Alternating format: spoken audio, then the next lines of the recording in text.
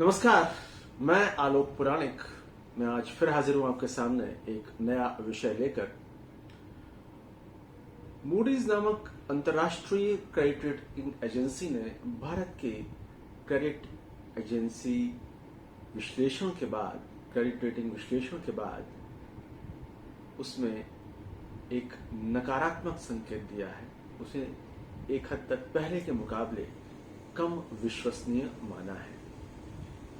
मोटे तौर पे मूडीज ये कहना चाहती है कि भारत की अर्थव्यवस्था अब वैसी मजबूत नहीं है जैसी कुछ महीनों पहले या कुछ सालों पहले हुआ करती थी। ताजा घटनाक्रम में रेटिंग एजेंसी मूडी ने भारत देश की क्रेडिट रेटिंग को घटाकर BAA3 कर दिया है। पहले ये BAA2 थी। 2 से कम होके ये 3 हो गई। इसके गंभीर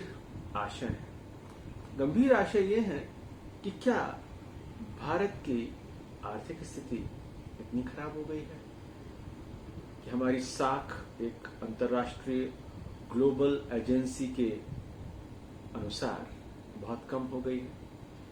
हमें याद करना होगा कि कुछ वर्षों पहले इसी क्रेडिट रेटिंग एजेंसी ने भारत की क्रेडिट रेटिंग को बढ़ाया था। तब क्रेडिट रेटिंग एजेंसी ने, मूडीज ने इसे BAA2 किया था। इसका आशय यह था कि भारत में जो निवेशक हैं, भारत में जो पैसा लगा रहे हैं, वो एक हद तक बेहिचक पैसा लगा सकते हैं। बेहिचक तो अब भी लगा सकते हैं, क्योंकि ये रेटिंग निवेश के लिए न्यूनतम स्तर की उपयुक्त रेटिंग मानी गई है। इससे और नीचे अगर हम चले गए तो हम आ जाएंगे जंक कैटेगरी में। जंक से आशय होता है, अंग्रेजी का शब्द है जंकयार्ड, यानी कि कूड़ा। कूड़े में भी निवेश के अवसर तलाशने वाले लोग उपलब्ध हैं, लेकिन किसी भी देश के लिए जंक रेटिंग का मतलब है कि बहुत खतरनाक वो देश हो गया है निवेश की दृष्टि से।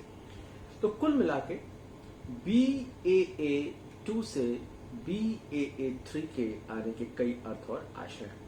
साथ में हमको ये समझना पड़ेगा कि सिर्फ भारत देश की ही क्रेडिट रेटिंग एजेंसी कम नहीं हुई है, बल्कि कई बैंकों की, कई कंपनियों की क्रेडिट रेटिंग कम हुई है। HDFC bank, state bank of India Bharat के सबसे बड़े 2 नाम हैं बैंकिंग सेक्टर में। HDFC बैंक निजी क्षेत्र में, स्टेट बैंक ऑफ इंडिया सरकारी क्षेत्र में। इनकी क्रेडिट रेटिंग भी पहले के मुकाबले कम की गई है। अब सवाल है, इसका आशय क्या है? हम क्यों इसकी ये चिंतित हो, हम क्यों इसके लिए परेशान हो? इसका एक भावनात्मक जवाब तो ये हो सकता है कि साहब हम तो बहुत महान देश हैं, हम तो बहुत बड़े देश हैं, हमें चिंता करने की कोई जरूरत नहीं है। एक सेट हमारे पास स्टैंडर्ड आर्ग्यूमेंट्स हैं कि 130 करोड़ के देश में 50% पॉपुलेशन 25 साल से नीचे की है, बहुत बड़ी यूथ है, बहुत बड़ी जनसंख्या है जो अभी कंजम्पशन करने के लिए तैयार बैठी हुई है। कार खरीदेगी, बाइक खरीदेगी, मोबाइल खरीदेगी, तो बहुत मांग है।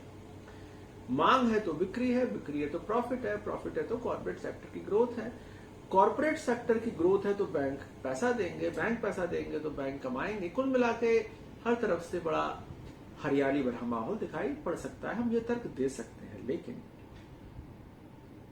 अर्थचक्र 360 में समझने की जरूरत यह है कि ये चिंता का मसला क्यों है, हमें चिंतित क्यों होना चाहिए, और इसके अर्थ आशय क्या है, और कोरोना पश्चात अर्थव्यवस्था में इस तरह की रेटिंग्स का महत्व कितना और क्या रह जाता है। एक बात तो मुझे समझनी चाहिए, बहुत सामान्य संदर्भों में जिस व्यक्ति की साख में कमी बताई जाती है उसे लोग रकम देने में हिचकते हैं। हम आपसी बातचीत में या समाज में देखते हैं ना, कहा जाता है साहब क्यों तो व्यक्तिगत लेन देन कुछ ठीक नहीं है, तो आम कारोबारी भी उसको आसानी से कर्ज नहीं देते। ऐसे अगर देश के बारे में कहा जाए साहब कि पहले के मुकाबले इनकी हालत वैसी नहीं है, तो भारत देश जो अगर अंतर्राष्ट्रीय बाजारों में धन संसाधन उगाने जाएगा बतौर कर्ज, कुछ समय पहले इस तरह की चर्चा उठी थी और वित्त मंत्रालय से इस बात के साफ संकेत आए थे कि भारत अंतर्राष्ट्रीय बाजार से भी पैसा रेज कर सकता है, लोन ले सकता है। और भारत सरकार की, भारत देश की चूंकि क्रेडिट रेटिंग बहुत बढ़िया रही है कुछ समय पहले तक, हालांकि जंग तो अब भी नहीं है, लेकिन तब की बढ़िया हम बोरोवर हैं तो हमको आसान रेट्स पे कर्ज मिल जाएंगे, सस्ते रेट पे कर्ज मिल जाएंगे। तो बढ़िया बोरोवर होता है, मजबूत लेने वाला होता है, जिसकी साख बढ़िया होती है, उसे कर्ज देने वाले ज्यादा होते हैं। और कर्ज देने वाले अगर बहुत ज्यादा हैं तो निश्चय ही कर्ज की दर, ब्याज की दर कम होती है। तो क्रेडिट रेटिंग अगर कम होगी तो ब्याज की दर ज्यादा होगी। अगर भारत सरकार ने फैसला किया कि हम अंतर्राष्ट्रीय बाजारों से पैसा उठाएंगे तो निश्चय ही हमें ज्यादा भुगतान देना पड़ेगा।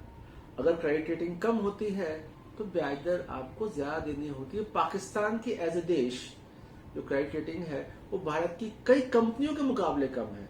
यानी इसका आशय क्या है कि भारत की कई कंपनियां जिस रेट पे, इंटरेस्ट रेट पे पैसा रेज कर सकते हैं अंतर्राष्ट्रीय बाजारों से, उसके मुकाबले पाकिस्तान को ज्यादा महंगा ब्याज देना पड़ता है। तो एक संकेत तो बहुत साफ है कि अगर भारत सरकार ने विदेशों से पैसा रेज करने की कोशिश की, खासतौर से बाजारों से, तो थोड़ा ब्याज दर हमको ज्यादा देनी पड़ेगी, क्योंकि मूडीज का कहना यह है कि हम पहले के मुकाबले उतने भरोसेमंद नहीं रहे। दूसरा कि जिन कंपनियों की, जिन ऑर्गेनाइजेशंस की क्रेडिट रेटिंग कम की गई है, उनको भी पहले के मुकाबले ज्यादा ही ब्याज दर देनी पड़ेगी, यानी उनको भी महंगा कर्ज मिलेगा अंतर्राष्ट्रीय बाजारों से। तो कुल मिलाकर क्रेडिट रेटिंग कम होने का आशय ये नहीं है कि कोई हमको कर्ज देने से इनकार कर देगा। इसका आशय कुल यही है कि आपको अब ज्यादा ब्याज दर देने के लिए तैयार होना पड़ेगा। और ये ऐसी अर्थव्यवस्था में बहुत अच्छी बात नहीं है जब लागत का संकट है।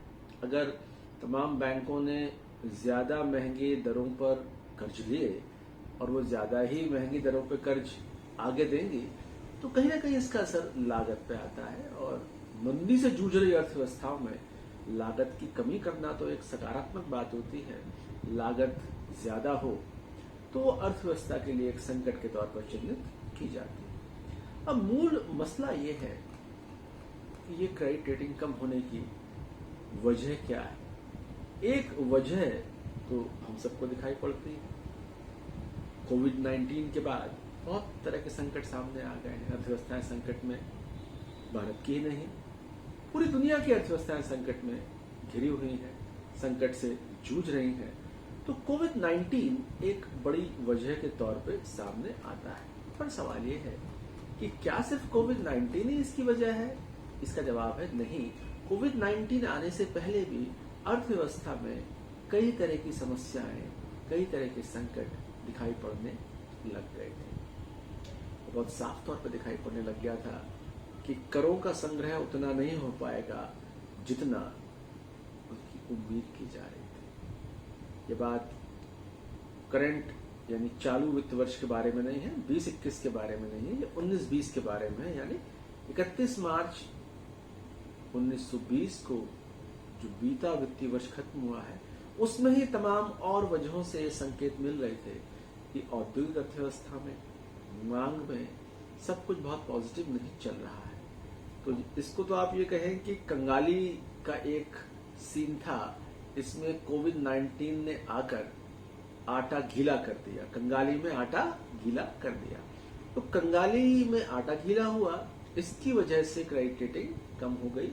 लेकिन इसमें एक मसला और है कि अगर आप देखें क्रेडिट रेटिंग कम होने के बावजूद रिलेटिव क्रेडिट रेटिंग यानी भारत दूसरे देशों के मुकाबले कहां खड़ा हुआ है। संकट में सब हैं, पर हमारे और दूसरे देशों के संकट में थोड़ा सा फर्क है।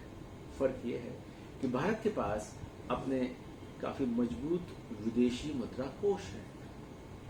490 अरब डॉलर का विदेशी मुद्रा कोष अपने आप में एक बहुत बड़ा फिगर है।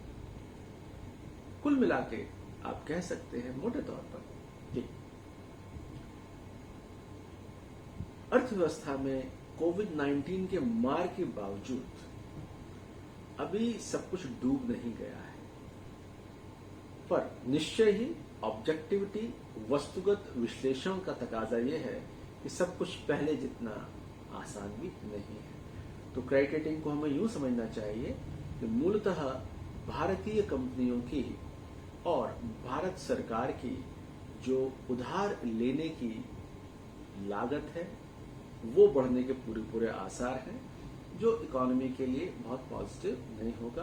तो मूडीज की रेटिंग को हम इस तरह से ही लें कि Baa2 से हम Baa3 पर आ गए।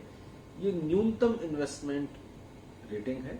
इसके एक कदम और उतर गए तो हम जंक यानी कि कूड़ा या कचरे वाली श्रेणी में आ जाएंगे। हालांकि बहुत सारे निवेशकों को अपने विश्लेषण से लगता है कि इसके बावजूद भी भारत एक निवेश योग्य देश रहेगा, लेकिन तकनीकी तौर पर जो बड़े निवेशक हैं, जो क्रेडिट रेटिंग एजेंसीज की रिकमेंडेशंस को बहुत सीरियसली लेते हैं, वो भारत में निवेश करने में हिचकिचाएंगे। यही इसका रेटिंग का अर्थ और आशय है।